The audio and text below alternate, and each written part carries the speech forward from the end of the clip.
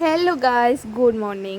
আর তোমরা সবাই জানো যে আম্পাবুচি শুরু হয়ে গেছে। আর আম্পাবুচি 3 দিন সকাল সকাল ঘুম থেকে উঠে স্নান করে নিতে হয়, এটা আমাদের রিচুয়ালস।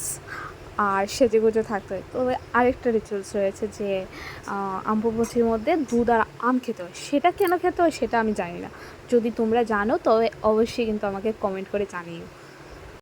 আর এখানে সাজতে সাজতে কয়েকটা ক্লিপ নিয়ে নিয়েছিলাম শর্ট ভিডিও করার জন্য। আর আর এখানে ভিডিও চক্করে আমি ফোনের মধ্যে আলতা ফেলে দিয়েছিলাম, মা পরে বকা দিয়েছিল, কারণ আমি পরে ভয়েস ওভার দিচ্ছিলাম না, তাই বলছি। কিন্তু মায়ের বকা যাই বলো গায়ে লাগে না।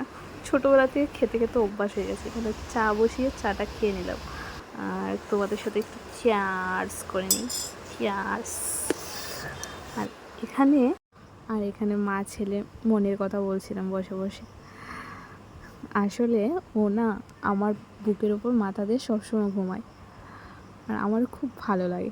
কি শান্তি, তাই না? ও ঘুমানোর পর চলে গিয়েছিলাম একটু রান্না করতে। আজকে রান্না করেছিলাম পাবদা মাছের ঝোল। আর তোমরাও রেসিপিটা দেখে নাও। আর খেতে কিন্তু অসাধারণ হয়েছিল। তারপর ভাত খেয়ে নীল পেন্ট করে নিলাম। আর ছেলে এখন এরকম হয়েছে যে ও ঘরে থাকতেই চায় না। বাইরে এত গরম, তার মধ্যেও আমার ওকে নিয়ে বেরোতে হয়েছে। আর ভিউটা কত সুন্দর না, তাই তোমাদের সাথে শেয়ার করলাম। আজকের মতো অতটুকুই, টাটা।